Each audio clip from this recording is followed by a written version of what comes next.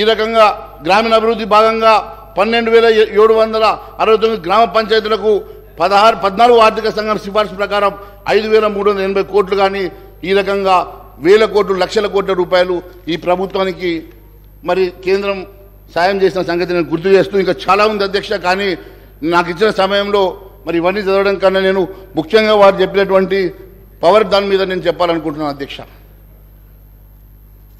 ఇప్పుడే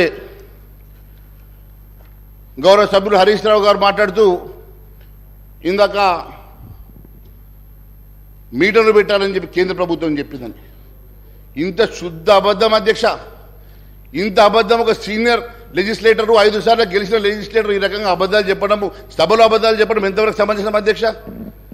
ఈ రకంగా కేంద్రం ఎక్కడన్నా మీటర్లు పెట్టమని అంటే దాన్ని ఒకసారి చూపించమనండి అధ్యక్ష. ఎక్కడన్నా అలాంటి నోట్ ఇచ్చినా జీవో ఇచ్చినా సర్క్యులేషన్ ఇచ్చినా కూడా ఒకసారి చూపించమనండి అధ్యక్ష. కేవలం బూటక మాటలు అబద్ధ మాటలతోటి ఇంతకాలం 10 సంవత్సరాలు పబ్బం గడిపినటువంటి వీళ్ళు మళ్ళీ ఈరోజు హౌజులు కూడా మిస్లీడ్ చేయడం చాలా బాధాకరంగా ఉంది అధ్యక్ష. సెప్టెంబర్ 15వ తారీఖు రోజు కేంద్ర మంత్రివర్యులు ఆర్కే సింగ్ గారు హైదరాబాద్లో ప్రెస్ మీట్ పెట్టారు అధ్యక్ష. దాంట్లో కిషన్ రెడ్డి గారితో నేను కూడా ప్రెస్ మీట్లో పార్టిసిపేట్ చేశాను అధ్యక్ష. ఆ రోజు ఇచ్చినటువంటి ప్రెస్ మీట్లో వారు చెప్పిన మాట చెప్తా ఉన్నాను అధ్యక్ష.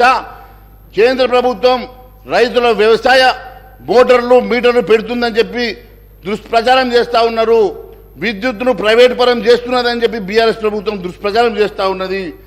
కానీ ఆర్పి సింగ్ గారు చెప్పిన మాట, రాష్ట్రానికి అన్ని విధాలుగా సహకరిస్తున్నాం, చాలా విషయాల్లో ఈ ప్రభుత్వం అబద్ధాలు ఆరోపణలు చేస్తూ ఉన్నది. పవర్ ప్రాజెక్టులో మేము ఇన్ని కోట్ల రూపాయలు లోన్లు ఇచ్చాం, ఇన్ని లక్షల కోట్ల లోన్లు ఇచ్చాం, అంతేకాకుండా ఈ రకంగా మా మీద అబద్ధం చెప్తా ఉన్నది. మేము ఎక్కడ కూడా మీటర్లు పెట్టమని చెప్పి ఎక్కడ కూడా ఆదేశాలు ఇవ్వలేదు, అలాంటి లెటర్ కానీ సర్క్యులర్స్ కానీ పంపలేదు. బీజేపీ అధికారంలోకి వస్తే వ్యవసాయ మోటార్లకు మీటర్లు పెడతారు అని చెప్పి ఏదైతే వీళ్ళు అబద్ధం ప్రచారం చేస్తూ ఉన్నారో అది శుద్ధ అబద్ధం అని చెప్పేసి ఆ రోజు వారు చెప్పడం జరిగింది.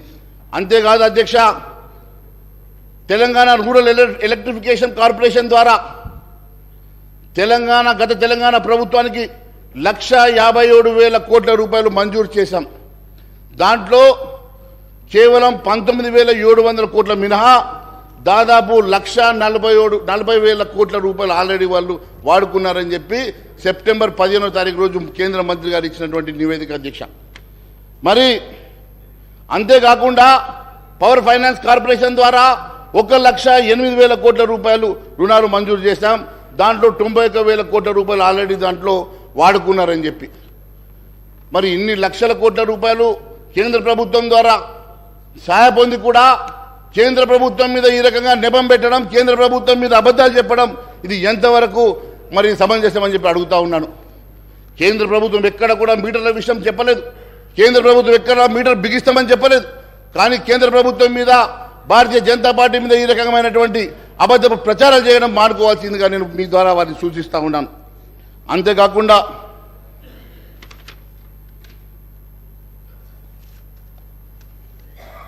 వారి మిత్రులు, వారి కేసీఆర్ గారి మిత్రులు ఇప్పుడు ఆంధ్రప్రదేశ్ రాష్ట్ర గౌరవ ముఖ్యమంత్రి జగన్మోహన్ రెడ్డి గారు మాత్రం అక్కడ మీటర్లు పెట్టుకున్నారు అధ్యక్ష.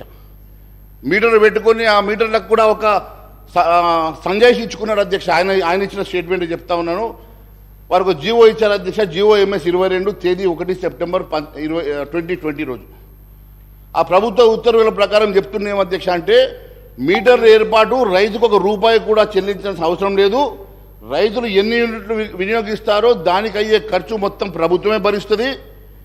రైతులు ప్రత్యేక ఖాతాల్లో డైరెక్ట్ బెనిఫిట్ ట్రాన్స్ఫర్ ద్వారా డైరెక్ట్ ఇది జమ అయిపోతాయి కాబట్టి డబ్బులు నేరుగా రైతుల ద్వారా డిస్కీమ్లకు బదిలీ అవ్వడం వల్ల డిస్కీమ్లు ప్రశ్నించే అధికారం ఉంటుంది. లీకేజీలు ఉండవు. దాంట్లో ఏదన్నా లీకేజీలు ఉన్నా అది మనము సేకరించవచ్చు అని చెప్పి వారు చెప్పినటువంటి బహుశా స్టేట్మెంట్ని వారు మా మీద పెట్టే ప్రయత్నం చేస్తూ ఉన్నారు. ఇది ఆంధ్రప్రదేశ్ రాష్ట్ర బిజినెస్ జీవో అధ్యక్ష.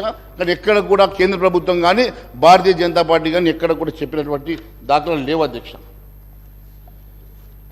అంతేకాదు అధ్యక్ష,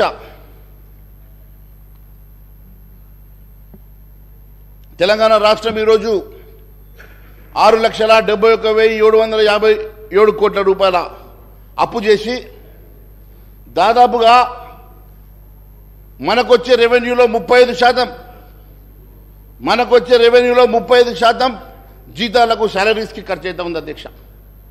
రికరింగ్ ఎక్స్పెండిచర్ 34% రీపేమెంటు ఇంట్రెస్ట్లకు పోతుంది అధ్యక్ష. మరి 69% ఈ రకంగా ఖర్చు అవుతూ ఉంటే కేవలం మనకు మిగిలింది 31% అధ్యక్ష. మరి 31% రెవెన్యూ తోటి ఈ ప్రభుత్వం ఇవ్వాల్సినటువంటి సంక్షేమ కార్యక్రమం ఏ రకంగా ఇస్తుంది? ఎగ్జిస్టింగ్ ఉన్నటువంటి సంక్షేమ కార్యక్రమాలతో పాటు మీరు కొత్తగా ఇస్తామన్నటువంటి 6 గ్యారెంటీలు కూడా ఏ రకంగా ముందుకు తీసుకెళ్తారు అనేది పెద్ద ప్రశ్నార్థకంగా మారింది అధ్యక్ష. మరి ఏ రాష్ట్రంలోనైనా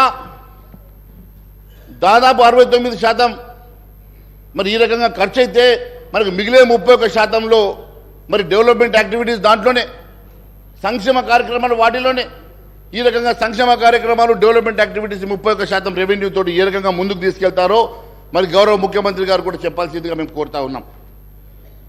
6 గ్యారెంటీ స్కీమ్లకు దాదాపు 70,000 ఖర్చు అయితే నిపుణులు చెప్తా ఉన్నారు. మరి 412 హామీల సంగతి మరి ఇంకా మర్చిపోయారు. రుణమాఫీ ఉన్నది, నిరుద్యోగ భృతి ఉన్నది. ఈ రకంగా ఇన్ని రకాలుగా ఖర్చులున్నా మన దగ్గర ఉన్నటువంటి రెవెన్యూ మాత్రం అయ్యగారి ఆదాయం అంట భార్య పసుపు కుంకుమలు సరిపోయేటట్టు ఈరోజు మనకు ఉన్నటువంటి ఆర్థిక పరిస్థితి కేవలం మనకు వీటికే సరిపోని పక్షంలో కొత్తగా మీరు తీసుకొచ్చేటువంటి సంక్షేమ కార్యక్రమాలు ఏ రకంగా ముందుకు తీసుకెళ్తారు? కొత్తగా మీరు కేవలం అధికారం రావడం కోసమే మీరు ఈ రకమైన హామీలు ఇచ్చారా, లేక నిజంగా ఇది ఎప్పుడన్నా కూడా స్టడీ చేసి మన ఆర్థిక పరిస్థితులు స్టడీ చేసి ఎప్పుడన్నా మరి ఆలోచించి మరి చేశారా? ఒకసారి ప్రజలకు చెప్పాల్సిన అవసరం ఉంది అధ్యక్ష. కేవలం అధికారం రావాలని ఏదో ఒక రకంగా అధికారంలోకి వస్తే మేము కుర్చీలో కూర్చున్న తర్వాత ఆలోచిస్తామన్న ఆలోచనలతో మాత్రమే ప్రజల్ని మభ్యపెట్టడానికి మాత్రమే మరి మీరు ఇచ్చినటువంటి హామీలు కనబడతా ఉన్నాయి అధ్యక్ష. మరి ఈ రకంగా మన దగ్గర ఉన్నటువంటి వనరుల్లో 30% శాలరీలకు పోవడంతో పాటు ఇప్పటి వరకు ఇంకా 3 డిఎల్ ఇవ్వలేదు అధ్యక్ష. ఈ ప్రభుత్వ ఉద్యోగులకు ఇంకా 3 డిఎల్ పెండింగ్ ఉన్నాయి. కొత్తగా పిఆర్సీ కూడా వేయాల్సినటువంటి అవసరం ఉన్నది అధ్యక్ష. మరి కొత్తగా పిఆర్సీ వేసి కొత్తగా డిఎల్ ఇస్తే మరి మీకున్నటువంటి రెవెన్యూలో మళ్ళీ ఇంకా కొంత శాతం కూడా తగ్గుతుంది అధ్యక్ష. మన 30% మనకు మిగులు బడ్జెట్ తోటి ఏ రకంగా మీరు ఈ సంక్షేమ కార్యక్రమాన్ని ముందుకు తీసుకెళ్తారు ప్రజలకు చెప్పాల్సిన